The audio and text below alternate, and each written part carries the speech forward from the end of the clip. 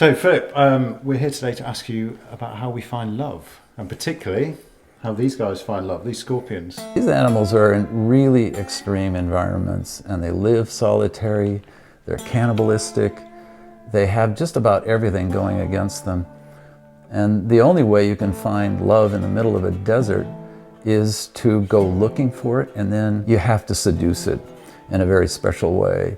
So the female lays down what is a very long, waxy molecule that has an active or detectable chemical group on the tip of it. And the male has an organ underneath called the pectins, and this thing has 100,000 receptors. But that organ sweeps over the surface and tastes the signal that's been laid down. These animals know that it's a female because of the chemical signal that's laid down, and they know something about its shape. So it seems. In fact, a third of the animal's brain is donated to this structure that maps the input from this sensory organ. Fantastic. So once he's sensed a female and he knows she's been passed recently, yes. What does he do? What's the strategy then? So the next thing is to call her.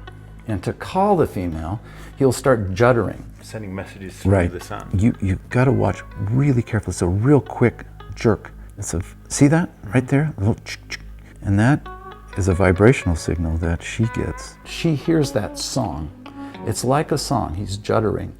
And she will either be attracted to it, thinking that it might be an insect prey, or she will engage in reproductive behavior.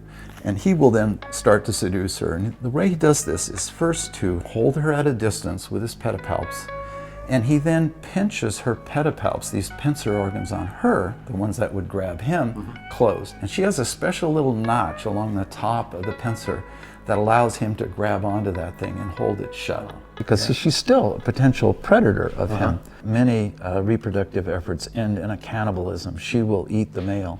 So it's very important that he get this part right. So once he's got her locked up, we call it, the male will actually use what's called a prenuptial sting. So he releases a very special kind of venom into the female to quiet her down. It doesn't kill her, but it quiets her down. He starts to dance with her, and part of that dance is to do cheliceraal kissing. In other words, they move their mouths together, and now they start tasting each other. And she starts to quiet down when this happens. And the next step is then to lead her to a flat surface where he deposits a spermatophore. This is basically a little stalk with a sperm ball on the top of it. And she has to now taste that object with her pectins. Okay, so she has pectins as well? Yes, that's right. And they're tinier, but they only have the purpose of finding that sperm ball object and placing it in the genital pore. And then actually a year later, the animal bears live young. As they come out, they crawl over her mouth and she edits them, what we call edits. She senses for any imperfection. As she senses it, she consumes the baby right there. He never makes it onto the back.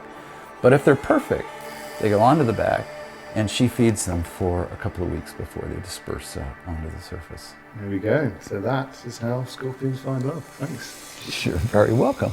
Subscribe, and I'll see you next time on Earth Unplugged. So if we cut the lights, it should look a bit like this.